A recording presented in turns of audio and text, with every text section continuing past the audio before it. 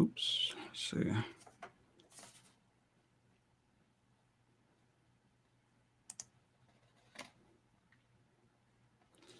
All right, and we are live.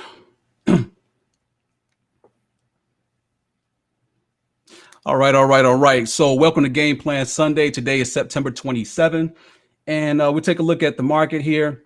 Right here on our website, WallStreetJackBoys.com. If you haven't subscribed, make sure you do so. I'm just going to take a look here at the news feed here, see what we had in the pipeline, what occurred over the past week. So the week started off with news on these financial banks, $2 trillion scandal, basically. Naming some of the top banks like JP Morgan, Deutsche Bank. This was a report that came out, and you guys will see US $2 trillion for individual and organizations tied to potential money laundering and other financial crimes. Now, notice how I didn't say that it was fraud. I mean, it said it's potential. So, I mean, I think there's still more to go to on this particular situation. But this is news. The markets is down, opening up this week. Markets is pretty choppy overall, but this is one of the reasons, why we saw that. Along with, Nikola. I don't know if we posted that story here. Now, here we go. Yeah, the story on Nikola. This company here, excuse me, the guy Trevor Milton, he used to be all over Twitter, like Elon Musk, this electric car stuff. But if you guys follow this, I don't know if y'all follow this or not, but it was really interesting because the trucks and everything look pretty cool. They just signed this deal with GM about 2 weeks ago, and it was big news. The stock just started off and everything. But when I dived into the information, what was interesting to me is that these guys been in Wall Street raising all kind of money for this company and don't even have a working car. That's crazy to me. I don't think that's crazy. I think it's crazy.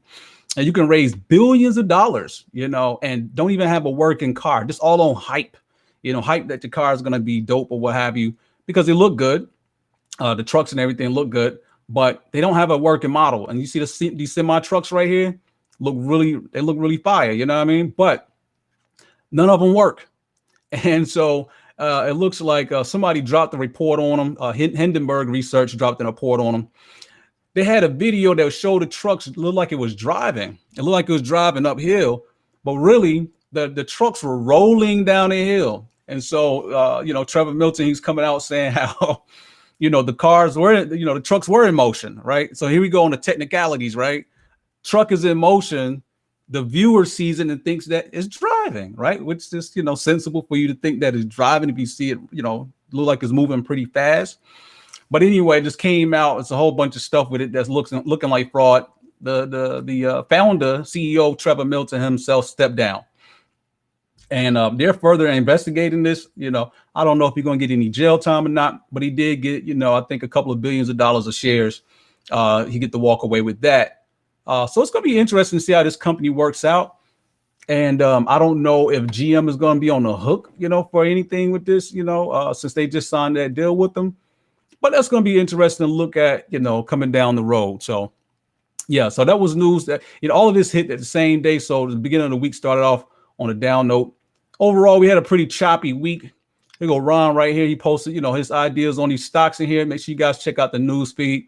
Shout out to Ron. He's very active in the group. So here go, what's this? Elon Musk. They had the battery day. So battery day was highly watched and everything.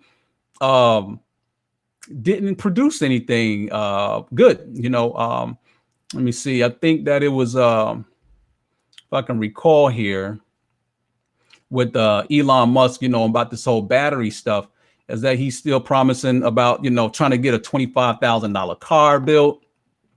And he's been on his promise for a couple of years, and it hasn't nothing came into fruition. So, me, I'm just throwing a little punches at him, saying, hey, he's an overpromiser, he's an under-deliverer. So hype, people, so hype. But he's a smart dude. Don't get me wrong, smart dude, has great ideas. I think he's spread out too many places though. He's launching silos out into space, not quite space, but in the air, and testing all kind of stuff with that. And he got all kind of stuff going on. But I think that we'll see. It was just Tesla make a lot of big promises, and they normally don't adhere to them. They finally went, positive for the first time this year. So you guys got to remember that. But Elon is a great salesman. People love his, charisma, smart dude. He's not a great speaker though. Like he really need to take some speech classes. The guy sounds like he's computing, data bytes. He's stuttering a lot, like and he's like, dude, you need to have somebody to speak for you or have some kind of speech prepared for you because he be rambling a lot. He's really not a good presenter. But I think that's part of his appeal because he's so smart that he wants to appear to be like he's some kind of robot computing. I don't know. But I think people are more in love with Elon and they haven't looked at the financials on his companies. So I think a lot of the hype we've seen in Tesla is really, based off of the founder himself. People are bullish on Elon Musk. They had not even looking at the fundamentals. So anyway, just want to speak on that. Here we go. This is the Tesla, the battery day right here. Posted in the group. This is interesting. I don't know if you guys saw the testimony. These things are pretty boring, so I'm pretty sure you guys didn't. But it's right here on the website in case you want to watch it. Fed Powell and Secretary Treasury Steve Mnuchin, talking about, trying to get the economy back right. And basically they're begging for, they're ready to deliver, but they need for Congress to deliver fiscal stimulus because, the Fed power don't really work right now, but they need for Congress to do what they got to do to get these programs up. The Fed is going to fund the operations. So that's pretty much what that was. Now, speaking on that, what's interesting here is, excuse me, guys, what's interesting is that we still don't have this stimulus package. It still hasn't came out yet. So the stimulus package hasn't came out yet. And I think that it's worrying the markets because, as I was saying before, is that, Wall Street got pumped up with all the stimulus. We saw the stock market going up when they started, pumping stimulus. But now we're at a standstill. What's interesting about this is because in this election year. And so you have, the Democrats and you got Trump. Trump just, announced his new Supreme Court pick and everything. It's a lot of tension around that. But so you have a situation where we may not get another stimulus before the election. And I was listening to economist Wall Street economist. He was talking about how that he doesn't think that we even need another stimulus. And I thought that was an interesting perspective. What's his name? Ed Yardeni, Wall Street economist. He was saying how we probably don't even need a stimulus because the stimulus that they put out was so big and so massive. It's still playing out in the economy right now. Still got some wiggle room is what he's saying. I'm not too sure, and I don't really think that's the case, to be honest with you. These economists, these guys, they're constantly trying to figure out why things are the way they are. So I think it's a speculation, and it may be an oversight. I'm not too sure or not, but that's interesting because, they're constantly in here trying to get this stimulus passed. So we saw that happen. Halloween could be canceled this year. I don't celebrate Halloween, but for those who do, I'm sure you're probably looking forward to the festivities. But it's looking like there's not going to be a possibility because of the COVID situation. Speaking of the COVID situation, you see here the U.S. has passed 200,000 reported deaths from COVID-19. So another thing is we saw COVID cases picking back up with the data coming from the CDC. COVID cases picking back up, which is not a good sign. You got flu season coming in right now. And I'm seeing that, basically projecting a mixture of, the effects of, when people get the flu and COVID and how those cases, get inflated and call, COVID, what have you. But we're seeing an uptick in that, and that's not positive on the markets either. Okay. It's Justin posting on the group. Check that out. And Justin's also doing some Forex work for you guys too. So make sure you check out the Forex group, which is right here. If you can see that, if we can switch to red. If you guys are into that, or there's a group for it. Okay. We had the unemployment numbers came out. Over 870,000 people filed for unemployment last week. And the previous week numbers were also revised up by $6,000 up to 6,000 people, bringing the number up to 866.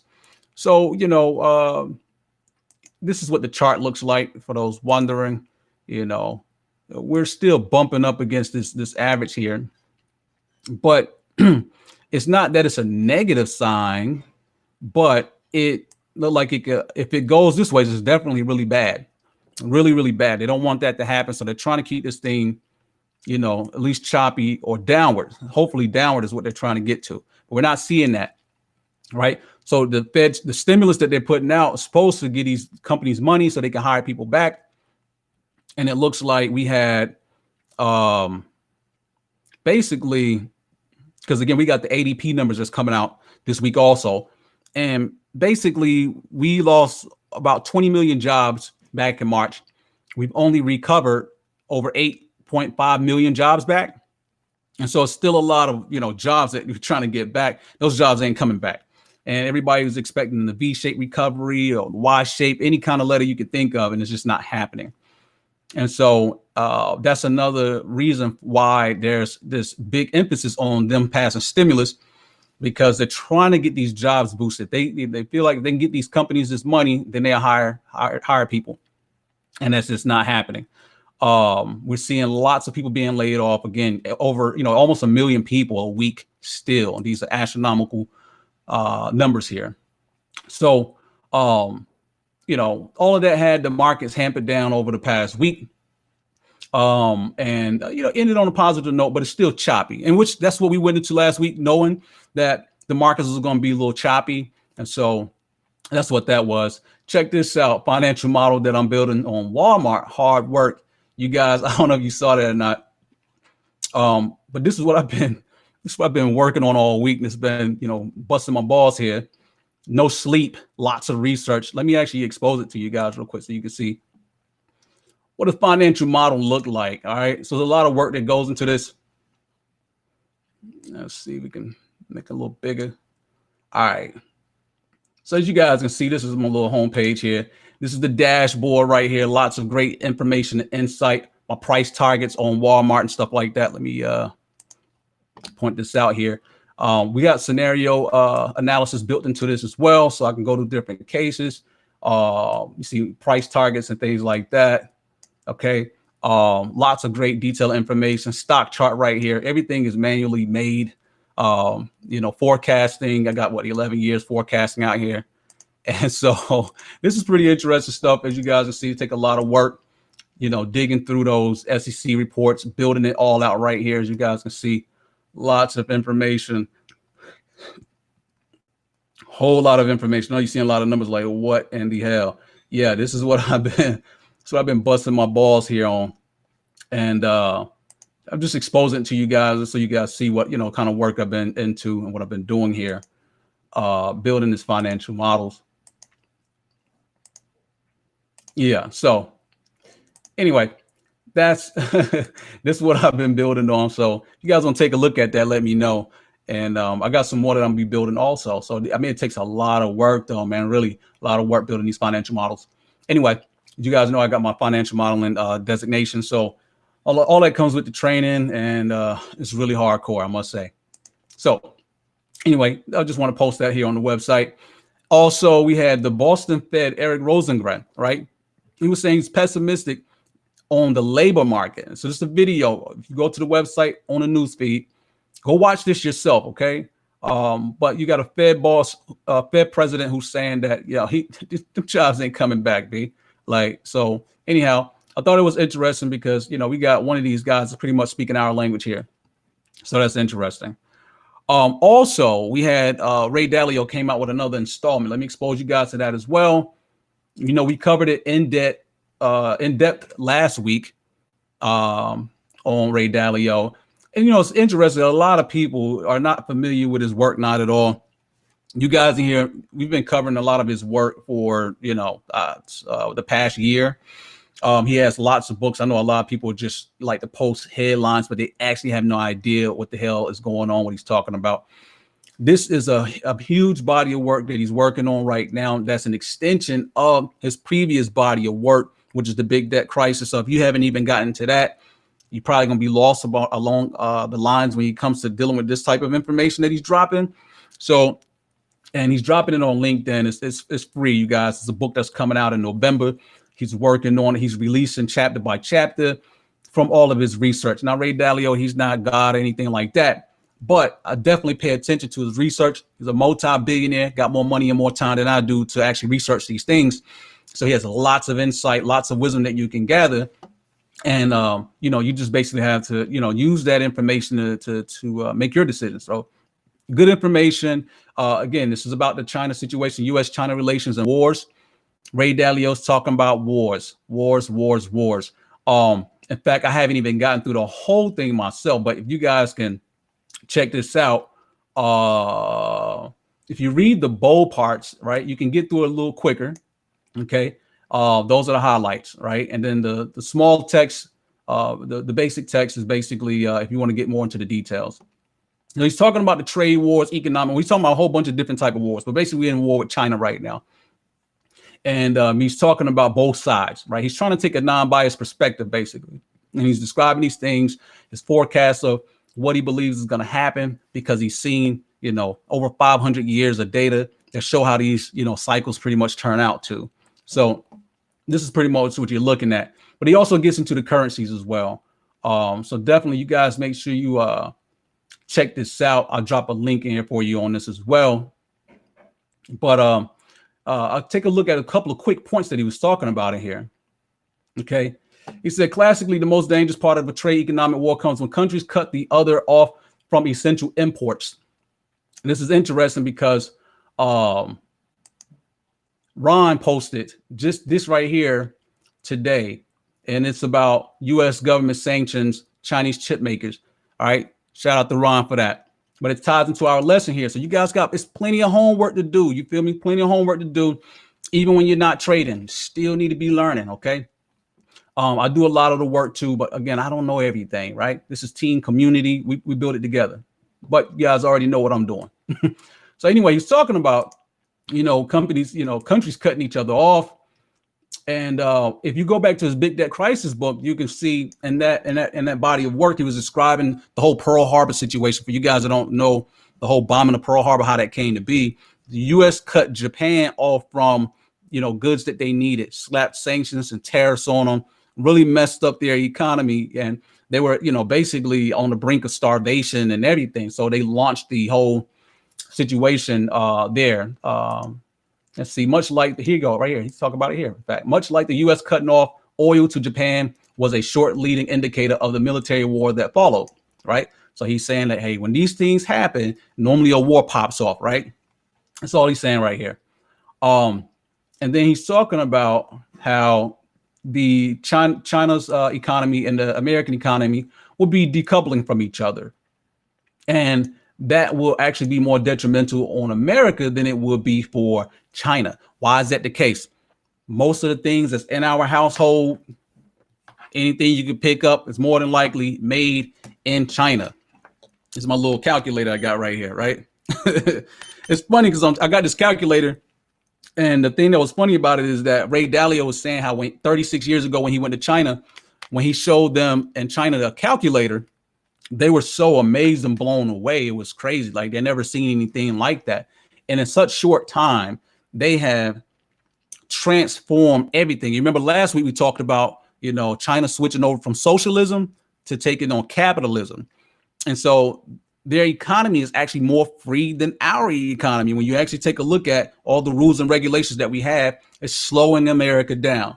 China don't have all of that. So they are booming. They are the the miracle of the day is their growth, because they figured out that capitalism was a solution, but they don't want a democracy because they believe democracy slows things down. And in fact, that's what it's doing. You got the left, you got the right, the Democrats, Republicans, all of that, animosity. When you got communist rule, it is what big dog say it is. And that's what it is. So the big dog, Deng Xiaoping, before Xi Jinping came in, he told everybody in the country to get rich. That's what the goal was. Whatever you got to do to get rich. Anyway, so that plays out into what he was saying here is that, I don't know if it's here. Let me see. Reducing one's dependency. Okay, obviously the rate of reducing one's dependency that can be cut off will be much greater for China over the next 5 to 10 years than for the United States.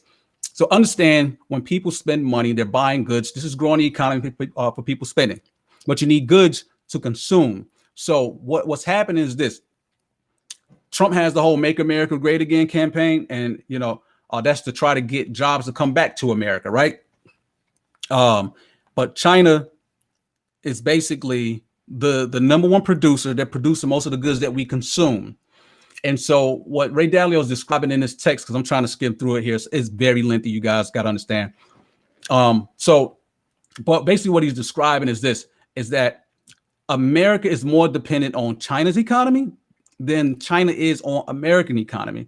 And that is dangerous, that we move into nationalist perspectives. Donald Trump's a nationalist. It's like, okay, made in America, buy America, stay in America, right? And so the fear is that if China takes, moves, which China's already moving into those steps with retaliation against America. And so if that happens, you're going to have less consumer goods, because China actually could consume those goods themselves. You got over 1 billion people in China. They can consume all the things that they make. America, we don't produce anything. It's all produced in China. We got to, basically get back to producing.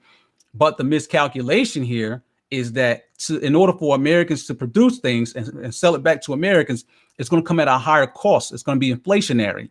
And so that, again, is, that's why, social cooperation is good. They figured this out in economics with the Ricardian law of association, that, China's doing better at production. It's cheaper overall, but, for the whole society to get it made like that.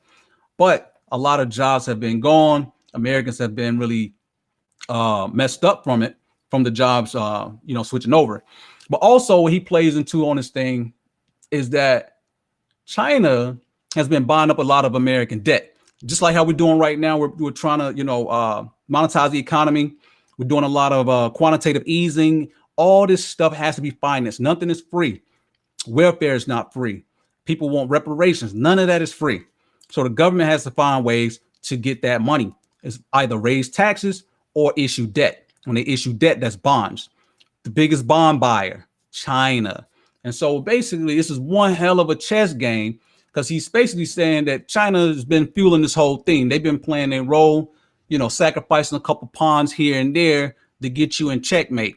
That's pretty much what's been happening. Because, hey, okay, yeah, we'll buy all your bonds, right? We'll buy all that, right? America get the money in return. But America has so much debt, and America doesn't produce enough to service these debts.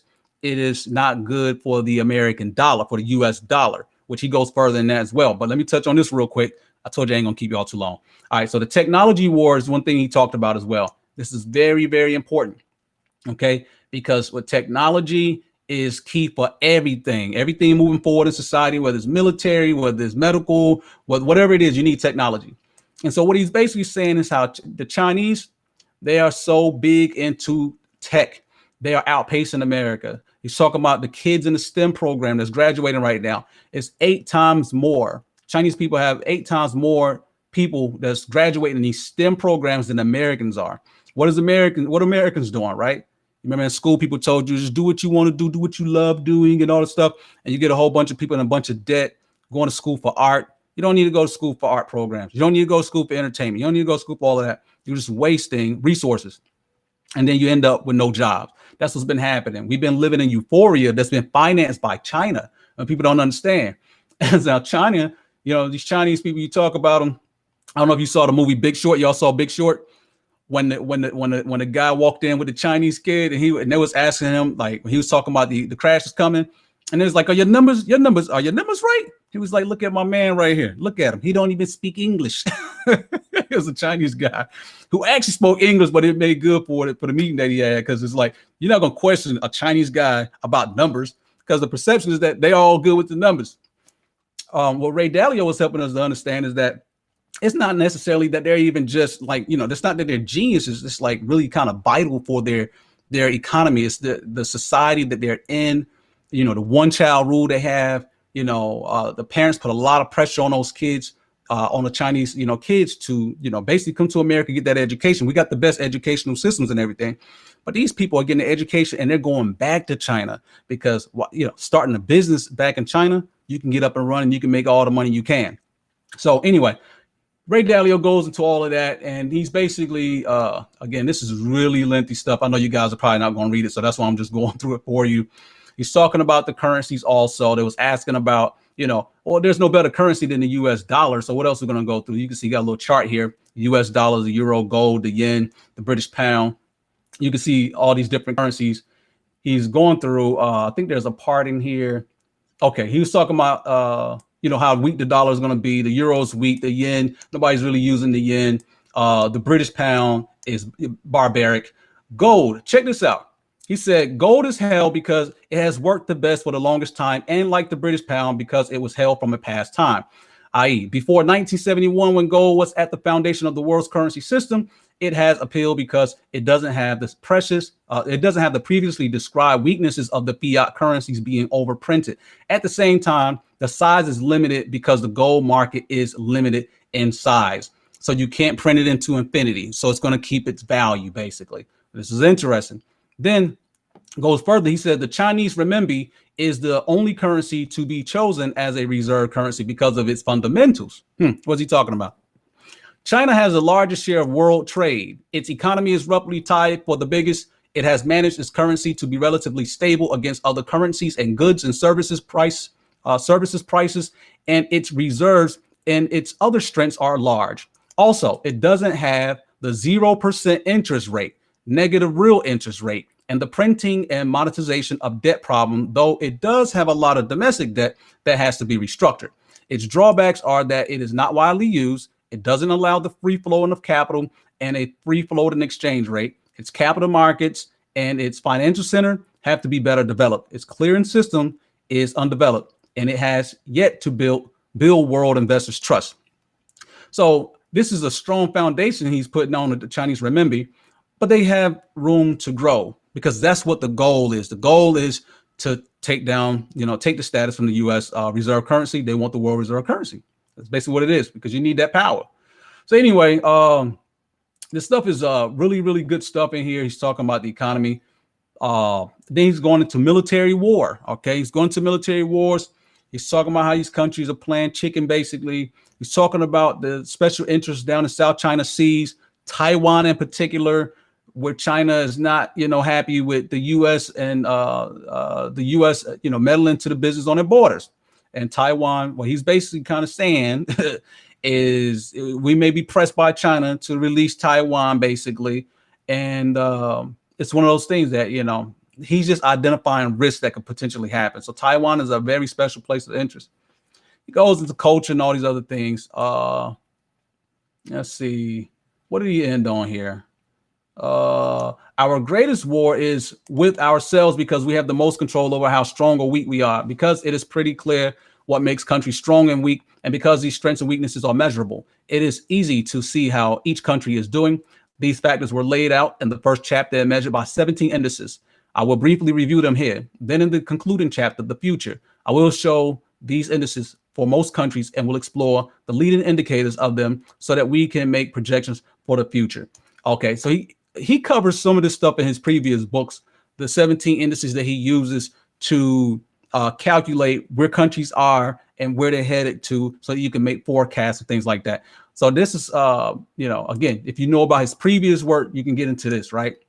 Anyway, so that was it, right? So that was pretty interesting. Again, you guys check that out. I'll drop a link in there for you guys. You can check it out or what have you. It is on the website as well. So there we have it. Now, speaking of those things, I do want to touch on gold here real quick. And I'll drop that link in there for you guys. All right. So let's take a look at the markets. This is where we are. The Nasdaq. Let me switch over to yellow. So we're going to start off with equities real quick. All right. Give me that. All right. Here we go. Right here at the 100 moving average, right? So that was the 50 moving average. The key is to see will we actually break underneath that. We did, but we held above the 100. So what we're doing right now, we're chopping. Market is chopping around, right? I don't think that we will see another high. Definitely not before the election. What we're seeing is this bounced up, right? Came up to the 21, rejected, come down, rejected at the 50, chopping around, right? So the question is, Can we come back up to about the 618? That'll be about it if we do. I don't think we'll clear that. But it's going to be more choppiness, right? This is very volatile. It's we're at the end of the month, right? We're going into October. You got basically a month before the election. So right now is a very treacherous time. You got to ratchet up. This is not the same game that you played from here, right? This is not the same game that you played from here to here, all right? This right here was smooth selling, right? But what we're going into right here is risky, right? The unknowns, there's too many unknowns, too much at risk right now. It is crazy, okay? So as I was mentioning on the last time, you're looking at more day trade cycle situations. 1 or 2 days in a trade, man, okay? Because you mess around and get your head bit off. It's very treacherous. But this is the Nasdaq. So we just look at the tech stocks. We're basically looking for the floor to hold here. This is what I'm looking for, the floor to hold right here at the 127 or the 100 moving average. You see the momentum is shifting upwards. So I think that we can come upwards some, okay? And I think that we'll get rejected if we make it back up to the 618. Don't quite know, but we got some momentum that's shifting upwards, right? But the key is we're trying to find, I think the key is to find stocks that's moving opposite of the overall market. So that's what we're doing every day in the chat room on the website. So make sure you're in the chat room looking for those stocks that's popping, moving, you know, in certain patterns and things like that, that's moving opposite of the markets. So that's the Nasdaq. Let's take a look at the S&P.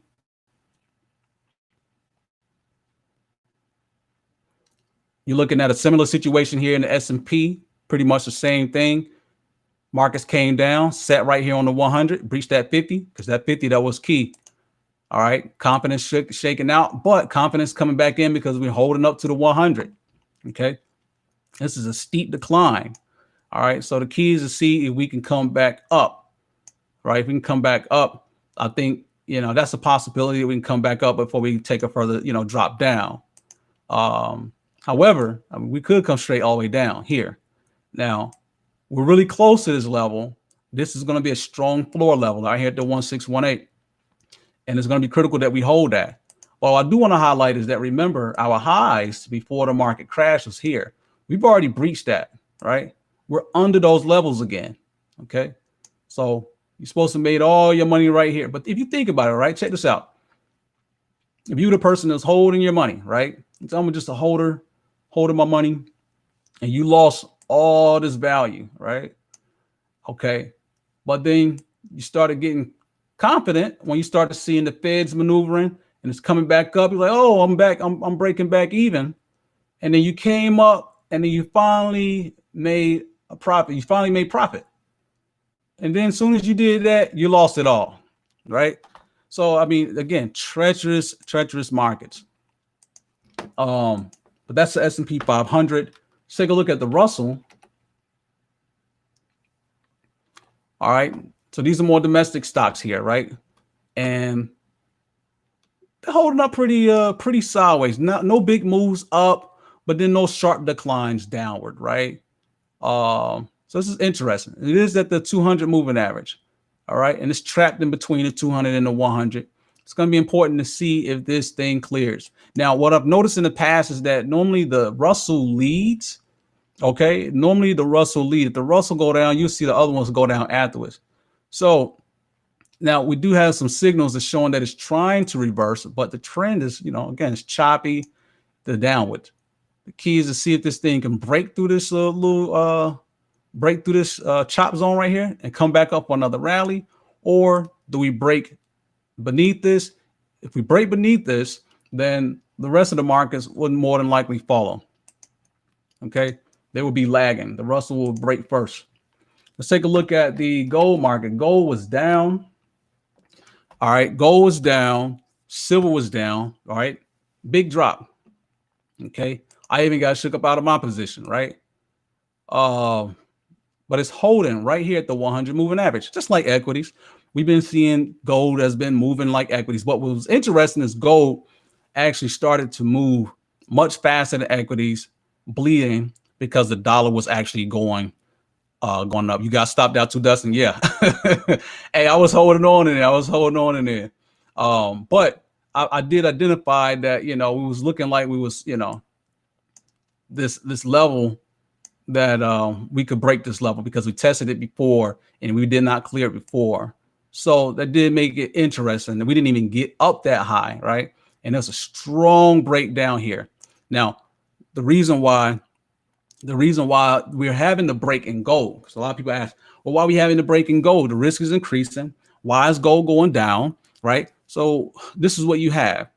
Remember, gold is inflationary, right? If the Feds print money, more money, right? This makes investors go into gold. So more stimulus, right? More stimulus. Whenever the Feds or the government starts to increase in those things, the fiscal policy, monetary policy, you know, gold benefits from that because they need, you know, investors are looking to hedge their cash positions. But remember, we did not get the stimulus yet. No stimulus. Okay. So because of no stimulus yet, okay. And remember, we had, you know, everybody squeezing up into the zone. Even myself, we're squeezing into the zone because we were expecting to have stimulus by September 27, but we still don't have that. So you get people that's antsy and say, F it, I'm out, right? Because they have not passed that stimulus. Now, when they pass the stimulus, you see gold goes up, right? Because there's no inflationary pressures, right? And gold is protection from inflation. You're looking at a stagflation or deflation. And so that is when we were talking about this months ago, you know, what could break this? When people were asking, okay, should I sell my gold yet? Should I sell my silver yet? Well, under what circumstances will I sell, right? So if things are deflationary, then, you know, that is going to be bad for gold, right? But if things are going to be inflationary, and remember, the only thing that government is going to do, they're going to print the money. It's just a matter of time, right? They're going to do the stimulus, whether it's Trump or whether it's Biden. Either way, they're going to do it because what's happening is there's stops in place in the economy that's preventing the pain from being realized. The pains haven't been realized yet, right? You have real estate market, which even my mother was asking me about. Hey, man, I'm seeing a lot of houses going up. In fact, we had real estate numbers that came out last week. You know, new homes built. We're seeing a boom in houses built. In fact, I think the data came out that we are seeing more houses being built than back before the 2008 recession, right? Which is interesting because you got almost a million people a week filing for unemployment. So who's buying up all these houses, right? Where are they getting it from? So you're seeing, you know, a lot of mixed signals, but most people are not really able to really identify them, right? You have, was it over 30 million people haven't paid rent and mortgage, right? But they passed executive laws that, you know, the landlords can't kick people out, right?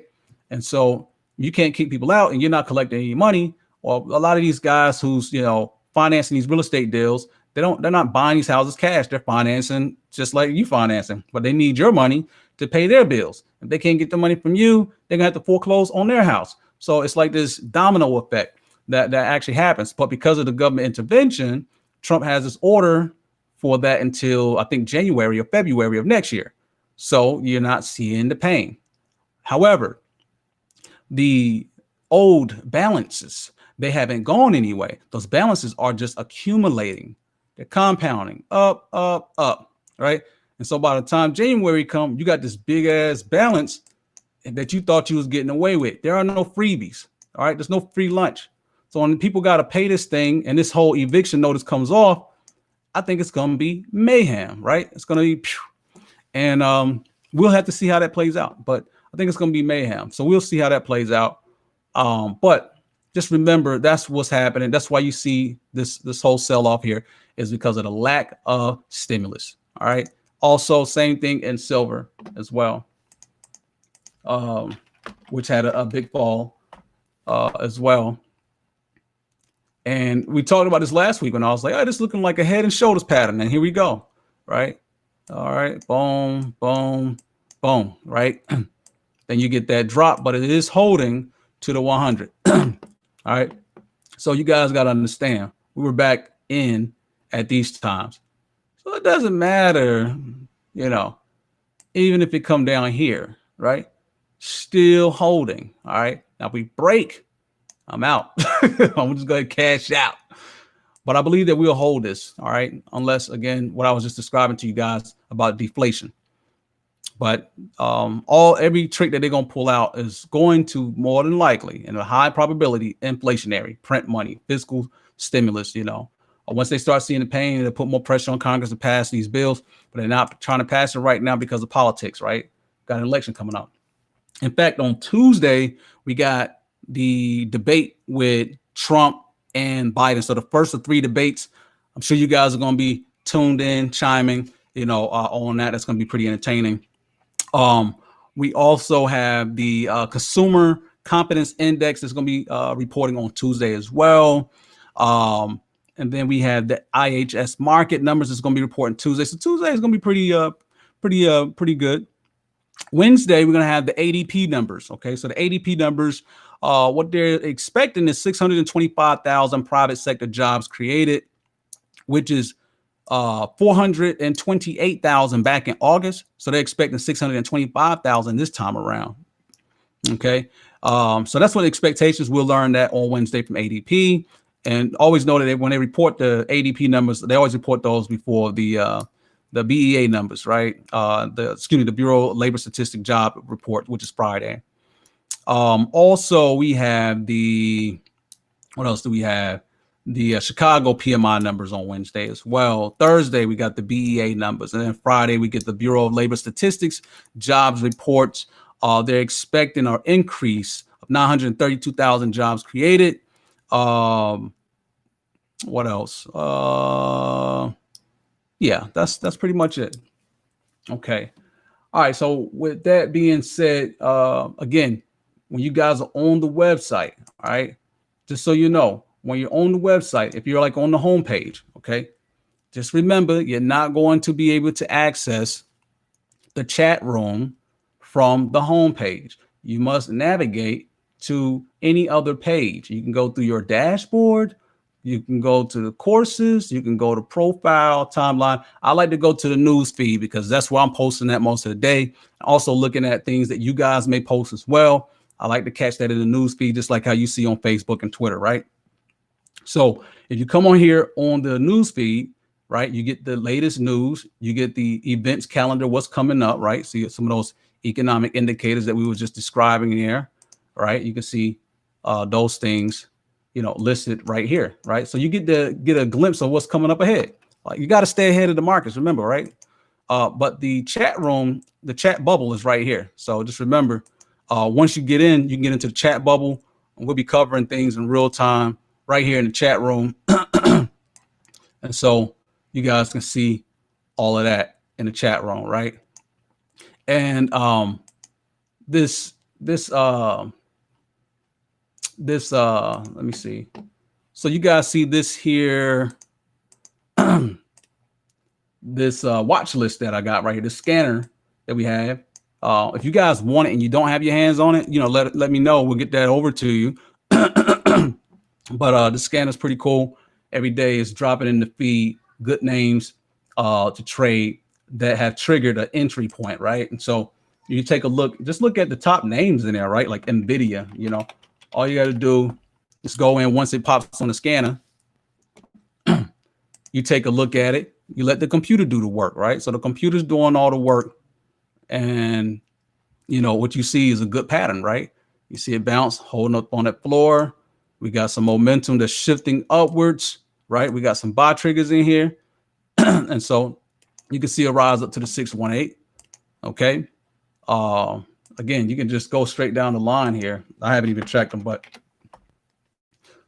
look at now. Look at that pattern, right? The trend is intact. It is bullish, right? It's holding up above its moving averages. It's creeping up above that 618 resistance right up in here, right? We got the trend that's following up, momentum shifting up. All of that shifting up. So we could definitely at least get to the 786, okay, which is $487.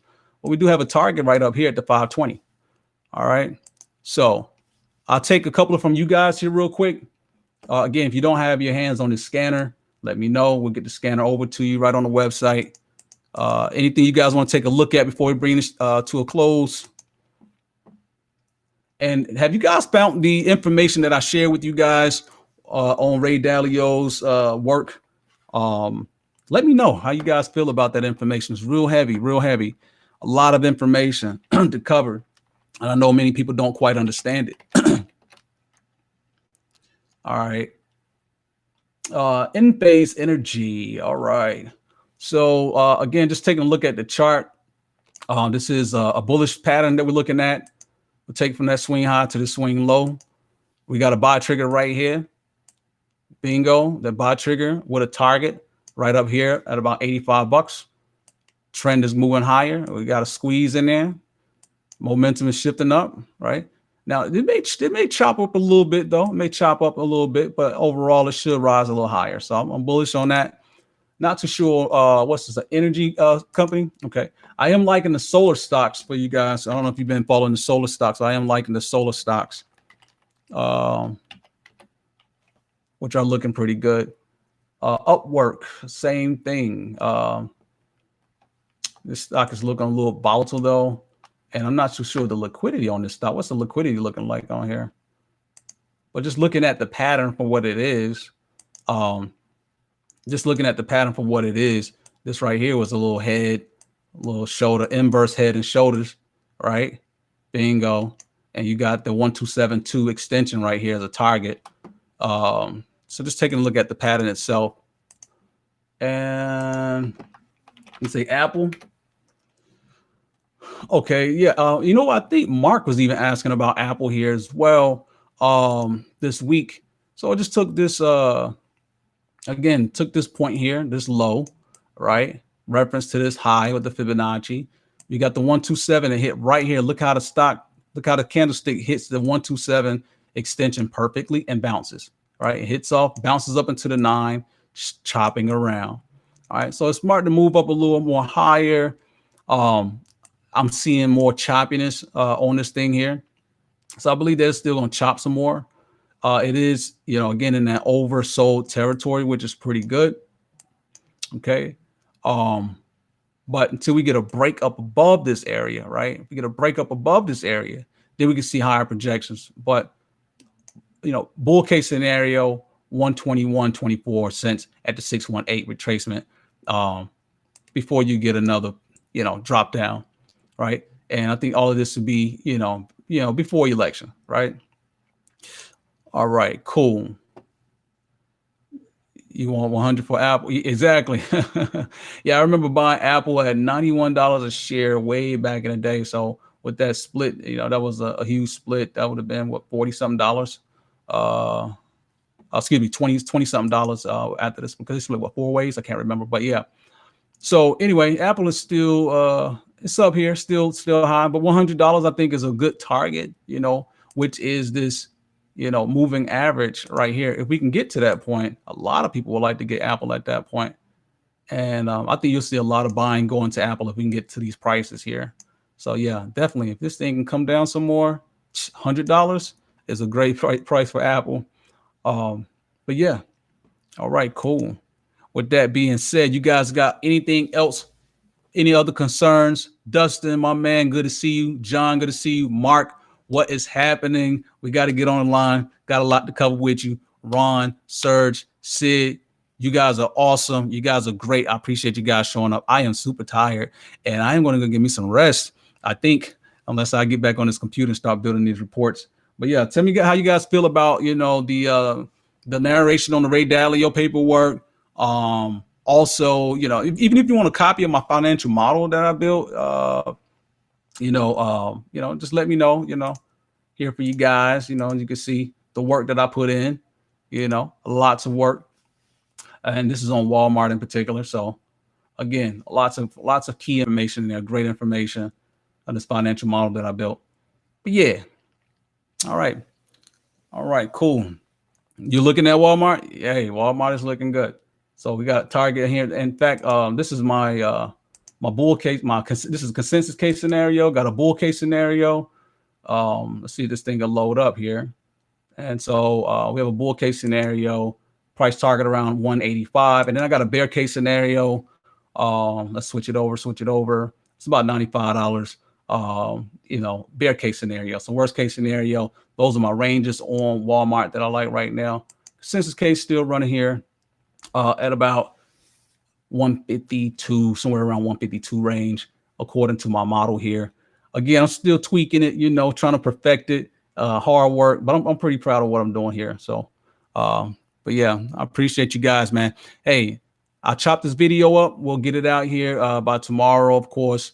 If you're not getting the emails, make sure you let us know so I can get you guys, on the list. If you're not, make sure you guys can get that. Make sure you check in on the website daily as well. Just check in, daily, see what we got cooking. All right. So I appreciate you guys, man. Y'all have an awesome weekend, and we'll catch up in the markets tomorrow. Peace.